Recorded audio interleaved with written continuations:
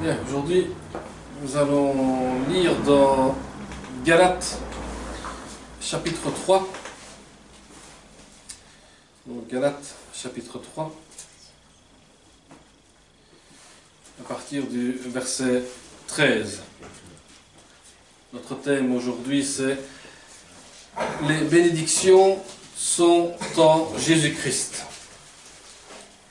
Galates 3, verset 13, qui dit « Christ nous a rachetés de la malédiction de la loi en devenant malédiction pour nous, puisqu'il est écrit « Tout homme pendu au bois est maudit ».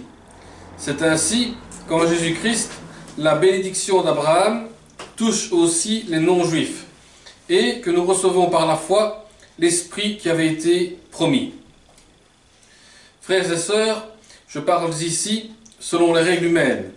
Quand un testament est établi par un homme, personne ne peut l'annuler ni ajouter quelque chose. Or, les promesses ont été faites à Abraham et à sa descendance. Il n'est pas dit et aux descendances comme s'il s'agissait de plusieurs, mais c'est d'une seule qu'il s'agit, à ta descendance, c'est-à-dire à Christ. Voici ce que je veux dire. Un testament que Dieu a établi, la loi survenue 430 ans plus tard, ne peut l'annuler et rendre ainsi la promesse sans effet.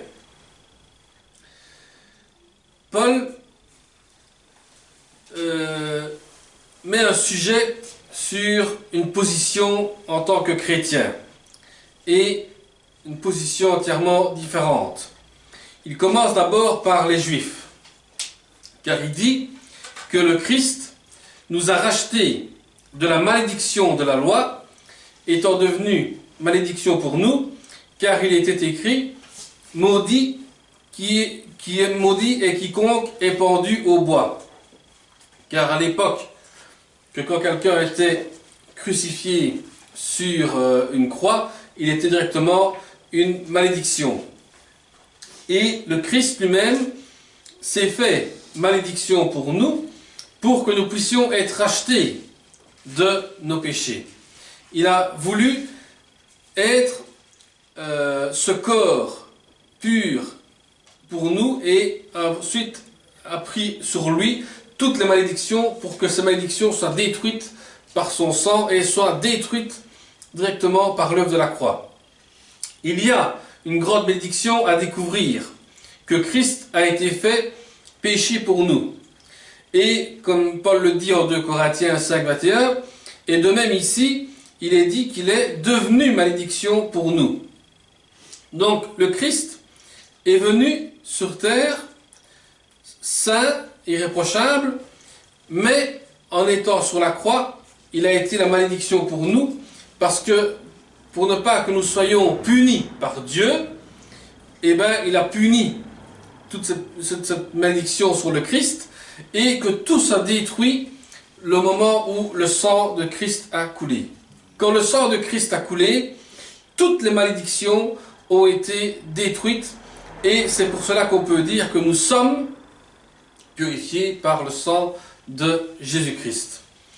Parce que dans l'Épître aux Corinthiens, Paul se place simplement avec les croyants sans établir de contraste entre nous et les Juifs. Et par conséquent, quand il parle de nous, les Corinthiens comprennent donc tous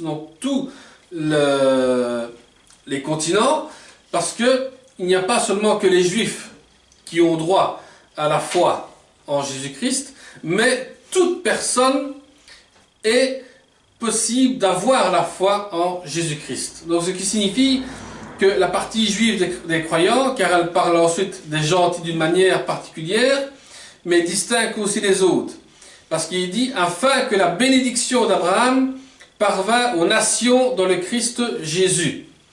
Donc la foi d'Abraham, c'est que toutes les nations parviennent à venir à Jésus-Christ. C'est pour ça que Abraham a dû quitter à un moment donné Israël pour aller en Égypte, pour montrer que la foi va au-delà de toutes les nations. Puis il les met tous ensemble, donc afin que le « nous » que Paul parle, c'est que toutes les nations soient ensemble et qu'on puisse réussir dans la foi et avoir l'esprit qui a été promis. Et l'esprit qui a été promis, c'est bien sûr le Saint-Esprit que Jésus-Christ avait annoncé. Il avait annoncé qu'il nous enverrait le Saint-Esprit et qui est arrivé encore aujourd'hui dans nos vies pour que nous soyons rachetés et que nous soyons tous ensemble dans le même esprit et dans le même enseignement qui est le Christ. Parce que sans le Christ, nous n'avons pas de vie éternelle. C'est-à-dire que Paul veut dire que tout le monde soit réuni pour que toutes les bénédictions viennent de Jésus-Christ et non pas de quelqu'un d'autre. Le « nous » que Paul utilise ne l'est pas du tout, mais est utilisé d'une manière générale pour désigner que tous les croyants, qu'ils soient juifs ou non, sont ainsi clairs en disant que la foi vient par Jésus-Christ. Et toute chose que nous recevons comme bénédiction vient de Jésus-Christ. Parce que le Christ a purifié toutes choses et tout ce que nous prenons et tout ce que nous recevons vient de lui parce que c'est par sa grâce que nous sommes déjà sauvés de un et de deux, c'est par sa grâce que nous avons la vie éternelle. Nous sommes tous appelés à recevoir la vie éternelle. Premièrement, il s'agissait d'abord des Juifs. Et c'est comme s'il disait, nous avions tous pareillement besoin de Christ. Parce que le « nous » que Paul utilise, n'avons pas persévéré dans toutes les choses qui sont écrites dans le livre de la loi pour les faire. Et Christ est venu et nous a rachetés de la malédiction de la loi, étant devenu malédiction pour nous. Donc le Christ a carrément aboli la loi. Et nous ne sommes plus sous la loi, mais nous sommes sous la grâce. La loi que nous devons respecter, ce sont les 10 commandements que Dieu a donnés. Et ensuite Jésus a rajouté un nouveau commandement, c'est « Aimez-vous les uns les autres comme moi je vous ai aimé ». C'était le plus grand commandement que le Christ a donné. Et Paul dit seulement, ce n'est pas réservé seulement qu'aux Juifs, mais c'est réservé à toutes les nations, à tous ceux qui se donnent à Jésus-Christ. Puis, en ce qui vous concerne, vous les gentils, vous qui n'avez jamais rien eu à faire avec la loi, allez-vous chercher la bénédiction sur le terrain même dont nous ne pouvons attendre que malédiction. L'apôtre cite un passage de Deutéronome 27, où on trouve une révélation très frappante, comme un autre l'a bien remarqué. C'est-à-dire qu'une moitié des tribus devaient se tenir sur une montagne pour bénir et l'autre moitié sur une montagne pour maudire. Mais juste après, quand ce qu'il fallait faire est indiqué, seules les malédictions sont mentionnées, il n'y a aucune bénédiction. Pourquoi ? Parce que tous ceux qui sont sous le principe des œuvres de la loi sont sous la malédiction. Dieu avait parlé de se séparer en deux, les deux tribus pour bénir et pour maudire. Mais quand on arrive au fait, seules les malédictions paraissent et non les bénédictions. Pourquoi ? Pourquoi est-ce qu'on n'a plus de bénédictions des fois dans nos églises? Eh bien c'est la cause que l'homme lui-même fait ou met des lois dans sa propre église et fait en sorte que ce soit que lui-même qui soit le chef de toutes choses. Et les bénédictions, eh bien, n'arrivent pas. Pourquoi? Parce qu'on ne met pas Dieu en première place dans nos vies. Si on mettrait Dieu en première place dans notre vie, eh bien, nous recevons directement des bénédictions. Si on laisse guider l'Esprit de Christ dans nos assemblées, nous verrons tout de suite les bénédictions arriver aussi. Si on laisse le Christ agir dans notre vie, nous voyons aussi grandir les bénédictions.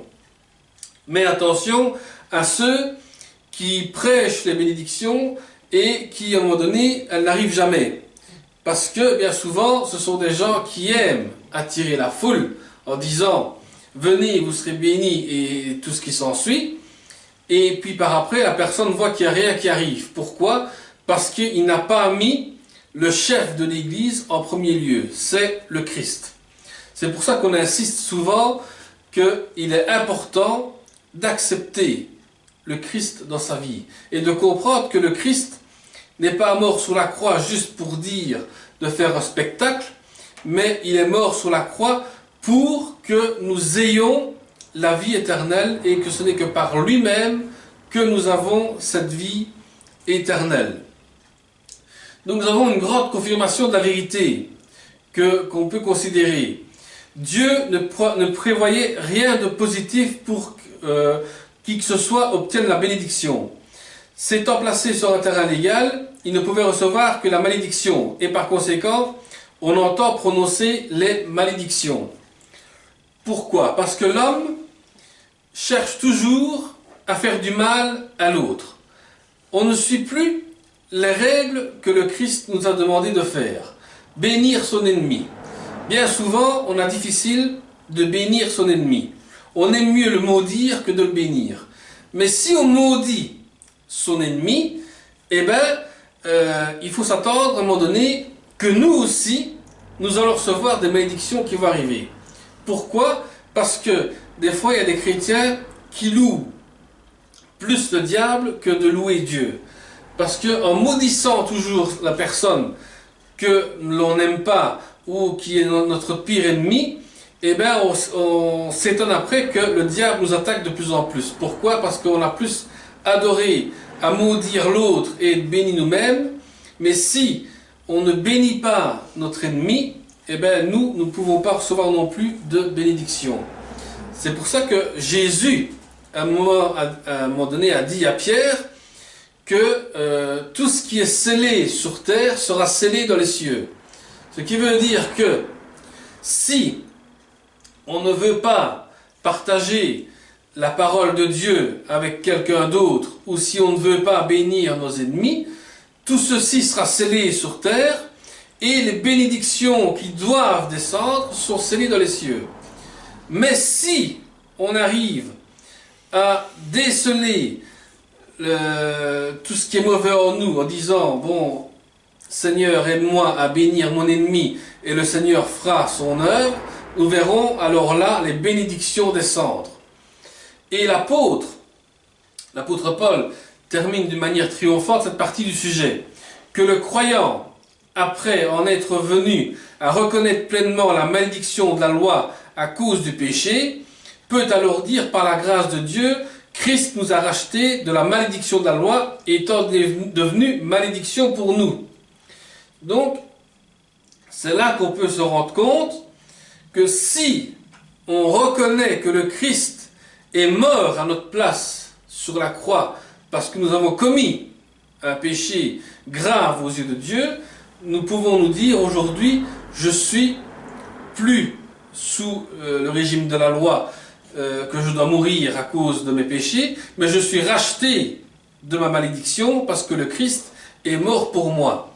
Et si on se souvient, quand le Christ a été crucifié, il y en avait deux à côté de lui, un qui se moquait et l'autre qui a reconnu qu'il était le Christ. Et ces deux personnes-là ont été jugées selon la loi de l'homme. Ils devaient mourir pour cause qu'ils avaient commis un péché grave pour les Juifs. Mais un qui a reconnu le Christ a reçu directement le pardon de ses péchés. Ce pardon-là a été racheté et a été détruit sur la croix, mais a reçu la vie éternelle. C'est pour ça qu'il est important de bien comprendre que la crucifixion de Christ n'est pas une malédiction, mais c'est une bénédiction pour nous, parce que nous n'avons plus à subir les conséquences de la loi, mais nous vivons la bénédiction et la grâce de Dieu chaque jour. Ce n'est pas seulement que Christ a été maudit à notre place, mais il est devenu malédiction. Qu'est-ce qui pouvait faire sentir plus vigoureusement à quel point il s'est identifié pleinement avec cette condition en totalité? c'est que la conséquence est que ceux qu'il représentait en grâce en sont complètement délivrés. Et bien plus du moment de la malédiction commence à couler, elle déborde bien au-delà des anciennes limites. Le Christ a carrément bougé les limites de la loi de Moïse. Et c'est par lui qu'aujourd'hui, nous pouvons dire que nous sommes justifiés devant Dieu. Si nous avons commis des fautes auparavant, et que puis à un moment donné, on se tourne vers le Seigneur avec un cœur sincère, Dieu efface carrément tous nos péchés, efface carrément tout ce qu'on a commis. Et quand nous allons passer devant lui, il nous verra rouge comme du sang, parce qu'il pourra dire: tu peux rentrer dans mon royaume parce que tu as accepté le sacrifice de mon propre fils. Tu as été purifié par son sang, parce que tu as cru que son sacrifice était fait pour toi, et aujourd'hui, tu peux rentrer dans mon royaume. Parce que ceux qui acceptent le sacrifice de Christ, eh bien, ce sont ceux qui ont la permission de rentrer dans ce royaume. Et c'est pour ça que Paul dit, car il était écrit: maudit et quiconque est pendu au bois, afin que la bénédiction d'Abraham parvint aux nations dans le Christ Jésus. Il fallait avant tout que Dieu bouge la malédiction pour recevoir la bénédiction. On ne peut pas recevoir de bénédiction en étant toujours dans la malédiction. C'est-à-dire qu'il faut, à un moment donné ou l'autre, faire un choix. Soit on confesse notre péché au Seigneur Jésus et nous sommes libérés du péché, et alors là nous ne sommes plus sous la malédiction, mais nous rentrons alors dans la bénédiction du Seigneur, et une fois cela accompli, nous rentrons dans la sainteté divine. Et pour ceux qui étaient des Juifs croyants, la même croix de Christ a fait déborder la miséricorde envers les gentils. C'est-à-dire que Dieu a donné sa miséricorde pour tous.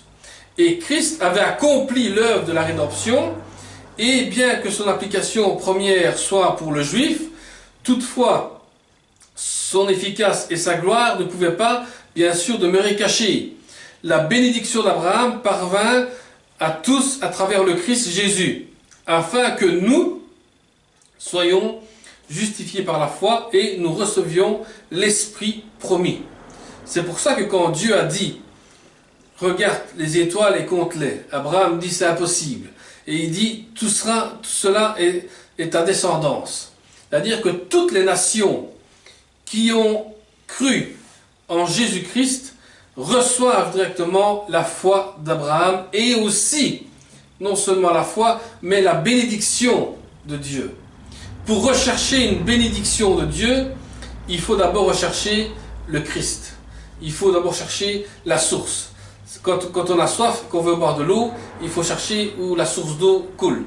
Et c'est là qu'on a l'eau, et qu'on puisse boire et qu'on puisse se rafraîchir. Le Christ, c'est pareil. Il faut le chercher chaque jour, et ainsi que son Saint-Esprit a recherché aussi. Ceci achève l'argument fondé sur la promesse de l'Esprit. Et on en a la conclusion que la loi n'a jamais procuré de bénédiction à ceux qui étaient sous la loi. Mais elle était la semence d'Abraham, et cela parce qu'ils étaient pécheurs. Elle n'a jamais été le moyen pour eux de recevoir le Saint-Esprit comme puissance pour vivre le Christ. D'un autre côté, ceux qui ont entendu la foi, comme autrefois comme Abraham, et l'unique et simple moyen que par le Saint-Esprit, emploient pour toute paix et pour toute bénédiction réelle. Et cela vaut pour la rédemption, non seulement pour le juif, pour l'orgueilleux, pour le maudit, et même pour le pauvre gentil, mais maintenant nous sommes dans la bénédiction parce que nous avons reçu l'Esprit promis. C'est-à-dire que même un orgueilleux qui se repentit devant le Seigneur reçoit directement une bénédiction. Il reçoit le Saint-Esprit qui vient travailler en lui et qui vient ensuite le régénérer. Et c'est pour ça que le Saint-Esprit est envoyé pour que nous ayons la paix. La paix et ensuite la bénédiction de Dieu en même temps dans notre vie. Dans la première partie de l'Épître aux Galates, on constate ceux qui reviennent par la foi et ceux qui vont vers la loi. Nous avons vu que la loi amenait nécessairement la malédiction. Non pas qu'elle soit mauvaise en elle-même, mais parce que les hommes d'Israël étaient pécheurs. Et la loi est donc précisément, parce qu'elle est sainte et juste et bonne, devait condamner ceux qui n'étaient pas bons, mais mauvais. La loi était pour ceux qui commettaient le péché. Et si on vit toujours dans le péché et qu'on lit la loi de l'Ancien Testament, ça nous fait réfléchir à se dire, il est temps que je me donne au Seigneur Jésus-Christ et non pas suivre ce que la loi nous dit. Pour de tels, par conséquent, la loi était la malédiction. Parce que quand on lit la loi, eh bien, on se rend compte qu'on vit dans la malédiction. Et pour vivre la bénédiction, eh bien, il faut vivre le Christ chaque jour dans notre vie. C'était bien la loi de Dieu. Mais tout ce que sa loi pouvait ou devait procurer à des pécheurs, c'était la condamnation et la malédiction. Or, d'un autre côté, Dieu aime nous bénir. Et pour que tous soient réconciliés avec Dieu, il faut trouver la possibilité que Dieu introduit une bénédiction pour l'homme misérable et perdu. La réponse est que ceux qui sont sous le principe de la foi sont bénis comme Abraham a été béni. Parce que Abraham a reçu une bénédiction et non pas une malédiction. Et cela à cause de la foi et non à cause de la loi. Et d'après cela, l'apôtre Paul prouve ensuite que, puisque la loi ne peut amener que la malédiction sur toute âme, qui prend le terrain dans ses rapports avec Dieu, indépendamment de savoir si elle est bonne en elle-même. Et tous ceux qui sont sous le principe des œuvres de la loi sont sous la malédiction. Donc, nous ne sommes plus sous la loi, mais nous sommes sous la grâce. La loi nous mène à nous faire comprendre que nous sommes toujours sous la malédiction. Mais la foi nous fait comprendre que nous arrivons dans la bénédiction. C'est pour ça que nous sommes appelés à vivre la foi en Jésus-Christ. Rien ne pouvait être plus universel, ni plus déterminant. La loi n'a rien d'autre que la malédiction sur tout enfant de la descendance d'Adam, qui essaye de se placer sur ce terrain comme moyen de relation avec Dieu. Est-ce que je cherche à obéir à Dieu en promettant de faire afin d'obtenir une bénédiction? On ne récolte que la malédiction. Je dois obéir à Dieu, mais étant moi-même pécheur, l'effet de la loi est de manifester mon péché et de me maudire. D'un autre côté, la foi nous introduit dans la bénédiction par la grâce de Dieu, ou même toute bénédiction. C'est-à-dire que nous sommes appelés à ne pas suivre la loi, mais à suivre la foi. La foi qui nous mène à la bénédiction. Parce que la foi, c'est une promesse de Dieu. Une promesse qui aussi nous amène à la bénédiction. Une semence que Dieu a fait. On arrive toujours à la question de la promesse. C'est un sujet très différent. Parce que la foi implique d'une manière ou d'une autre l'état de l'âme de la personne qui croit. Tandis que la personne regarde à ce que Dieu opère. Après avoir vu que ceux qui reçoivent la bénédiction sont ceux qui ont la foi, mais non pas ceux qui essayent d'accomplir la loi. Nous avons considéré la promesse de Dieu et le don de la loi. Parce que Paul dit, « Frères, je parle selon l'homme, personne n'annule une alliance qui est confirmée, même celle d'un homme n'y ajoute. Le testament que Dieu a fait, personne ne peut ajouter ou enlever ce que Dieu a promis comme bénédiction pour son peuple. Parce qu'il a fait une promesse. Et sa promesse était de nous bénir. Or, c'est à Abraham que ces promesses ont été faites premièrement. Et Abraham est notre semence. Abraham a bien reçu les promesses, mais non pas que la loi. Il ne savait rien de la loi. Et sa semence ou son fils, ne pouvait pourtant pas nier qu'Abraham a obtenu la bénédiction. On le voit donc se tenir ici sur un nouveau terrain. Il n'y a plus que des âmes ayant la foi et recevant la bénédiction. Pourquoi ne pas avoir la foi en Jésus-Christ? Parce que quand on voit Abraham, qui a eu la foi en Dieu, sa bénédiction était laquelle? De recevoir son fils, Isaac. Après un certain nombre d'âges qu'il avait, après son âge, il a eu comme un fils assez tard. Et quand Dieu lui a demandé de sacrifier son fils, il a vu jusqu'où sa foi était. Et quand il a voulu commencer à tuer son fils, Dieu a dit non, stop, j'ai vu où ta foi t'a amené. Et aujourd'hui encore, Dieu demande jusqu'où va notre foi. Il est clair qu'il fait allusion ici à deux occasions distinctes et remarquables de l'histoire d'Abraham. La première fois, il s'agissait d'Abraham seul. La seconde, c'est la promesse qu'il a faite à Abraham, recevoir Isaac. Et dans ce chapitre, il est question à la fois que la semence nombreuse et de la semence unique. Dieu rattache à la semence nombreuse la possession de la porte de ses ennemis. C'est-à-dire que ce n'est pas que l'on obtient en tant que chrétien, on ne désire pas que nos ennemis soient renversés, mais plutôt qu'on soit amené à Christ. Ce que l'on veut en tant que chrétien, oui, on est chrétien, on est béni, mais aussi nos ennemis doivent venir aussi à Christ. Et c'est notre travail à faire aussi. Les Juifs, comme tels, au contraire, auront bientôt les bénédictions par Christ. Mais en même temps, ils verront l'écrasement de leurs ennemis. Israël sera élevé sur la terre, ce que Dieu n'a jamais promis aux gentils. Les deux choses sont tout à fait distinctes. Lorsqu'il est parlé de la semence, sans allusion au nombre, la bénédiction des gentils intervient. Quand il est dit qu'elle sera multipliée comme les étoiles et comme le sable, alors la bénédiction est caractérisée sans ambiguïté par la présence juive. Quand on parle de nos ennemis, il faut les bénir, mais si Dieu aussi peut très bien terrasser nos ennemis qui nous empêchent d'avancer et qui nous empêchent aussi de proclamer le royaume de Dieu.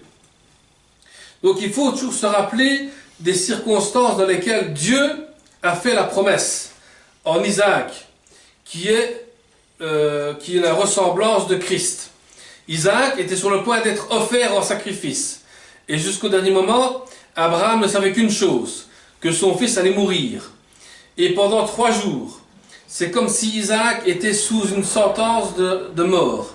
Abraham avait confiance en Dieu, qui avait promis qu'en Isaac, il posséderait le pays. Et qu'il était par conséquent certain qu'en ce même Isaac, la promesse devait être accomplie. Il n'était pas question que Sarah ait un autre fils, mais il était question, ce fils-là, son fils unique, il était donc parfaitement assuré que Dieu ressusciterait et lui rendrait pour être la tête de la famille juive. Le Christ lui-même a été crucifié, mis dans un tombeau, mais au 3e jour, il a été ressuscité. C'est-à-dire que nous, quand on se donne au Seigneur, nous avons un moment, quand on se repent, nous sommes dans un moment de désert. On se dit, oui, mais voilà, je me suis repenti, il n'y a rien qui change, qu'est-ce qui se passe dans ma vie? Pourquoi est-ce que Dieu ne me répond pas? Et puis à un moment donné, on se rend compte, au moment où on ne s'attend pas, cette résurrection qui vient en nous, cette bénédiction qui arrive, et on se demande d'où ça vient. Ben, Dieu a répondu à ta prière. Il a entendu que tu as demandé quelque chose. Et Dieu demande une seule chose, c'est qu'on soit patient pour sa promesse à venir. La bénédiction est toujours en attente le temps que nous montrons notre foi en Jésus-Christ. Nous montrer notre foi comme Abraham a fait avec son fils. Parce qu'il savait qu'il devait sacrifier son fils, mais il savait au fond de lui-même que Dieu allait le bénir autrement. Et Dieu l'a béni malgré tout. Son fils n'est pas mort et son fils a gardé la vie. Et nous sommes ainsi donc la descendance d'Abraham. Dieu n'épargne pas ses propres enfants. C'était comme si Abraham avait effectivement offert son fils. Et Dieu non seulement rendit Isaac à Abraham, mais en ce moment et en ce lieu même, il ajouta la promesse: toutes les nations de la terre seront bénies en ta semence. Pareillement, c'est en Christ ressuscité d'entre les morts que la bénédiction nous parvient, parce que Christ est mort et ressuscité, libre et parfaitement de bénir tous ceux qui viennent à lui. Donc, tant qu'il est simplement vivant sur la terre, il disait: je suis envoyé qu'aux brebis perdues de la maison d'Israël. Le Christ est venu chercher toutes les personnes qui sont perdues, spirituellement parlant, qui sont à la recherche de quelque chose. Et le Christ est cette porte ouverte qui vient et dit: je suis le berger, je suis celui que tu cherches, je suis celui qui manque dans ton cœur. Et après sa résurrection, tout a changé. On le voit confier une mission à ses disciples, qui dit: allez donc et faites des disciples toutes les nations. Et de même, il prédit que l'évangile sera prêché dans toutes les nations. C'est pour ça que notre travail d'aujourd'hui, c'est de vous enseigner ce que le Christ fait pour nous, et que vous soyez pareillement appelés à enseigner à d'autres qui puissent aussi comprendre la parole de Dieu. L'apôtre attire l'attention sur le fait que Dieu parle de bénir ses propres brebis perdues et ses brebis qui sont à lui, et de s'attacher à la semence que nous avons reçue. La semence unique que nous avons reçue, c'est le Christ. Et Christ, après être entré dans la mort et passé par la résurrection par la suite, c'est une importance immense pour nous. Parce que lorsqu'il était sur la terre, Christ était lui-même sous la loi. Mais ressuscité d'entre les morts, qu'avait-il à faire avec la loi? La loi ne touche pas un homme quand il est mort. Mais l'argument de l'apôtre, c'est qu'un chrétien appartient à Christ en sa résurrection. Donc, quand quelqu'un est baptisé pour le Christ, quand nous faisons un baptême ici et que nous baptisons dans le nom de Jésus-Christ, eh bien, celui-ci confesse qu'il appartient à Jésus-Christ qui est mort et ressuscité d'entre les morts, qu'il a donné sa vie à Jésus-Christ. Ayant été tiré hors de son ancienne position, les Juifs avaient affaire à un Messie qui devait régner sur eux, sur la terre, en ce jour-là. Et nous ne sommes plus à la queue et nous sommes à la tête, parce que nous sommes, comme la Bible dit, les derniers sont les premiers. Les derniers arrivés qui viennent vers le Seigneur sont les premiers à aller vers le Seigneur. Oui, je sais, ça rappelle le souvenir. Donc, c'est pour ça qu'il y a devant le visage de Dieu sur la terre, nous sommes appelés à chercher les bénédictions de Christ qui ressuscite d'entre les morts. Nous sommes appelés aujourd'hui à proclamer la parole du Seigneur et toujours de s'attacher à lui. Parce que sans le Christ, nous ne pouvons pas vivre. Sans le Christ, nous ne pouvons pas avoir la vie éternelle. Et nous avons besoin de cette vie éternelle. Nous avons besoin du Seigneur chaque jour dans nos vies. Voilà, nous allons prier pour conclure. Seigneur, te bénissons, te remercions encore, Seigneur, pour ta parole. Seigneur, nous voulons ta bénédiction, Seigneur. Et pour recevoir cette bénédiction, Seigneur, nous devons t'avoir d'abord dans notre cœur. Que tu puisses rentrer dans notre cœur, que tu puisses agir, Seigneur, dans notre cœur et que ton Saint-Esprit puisse nous faire comprendre que sans toi, nous ne pouvons rien. Seigneur, te demandons encore aujourd'hui de revenir encore en force et de nous renouveler notre esprit, Seigneur, afin que nous soyons, Seigneur, toujours prêts pour la bénédiction que tu veux nous donner. Seigneur, même si des fois nous attendons la bénédiction qui doit arriver, nous savons que nous mettons notre foi en pratique afin que tu puisses aujourd'hui réunir toutes ces bénédictions, Seigneur, et que nous puissions encore être bénis par ton nom, Seigneur. Car nous savons que tu as donné ta vie pour nous et que c'est par toi, toi seul, Seigneur, que tout revient, le règne et la vie, Seigneur. Car tu es le roi des rois, celui qui a donné sa vie pour nous, afin que nous soyons libérés de la loi et que nous puissions vivre par la foi. Et la foi, Seigneur, c'est toi qui nous la montre chaque jour, comment nous devons nous mettre notre confiance en toi. Et nous mettrons toute notre confiance en ta faveur, Seigneur, dans le nom de Jésus-Christ. Amen. Amen. Soyez bénis.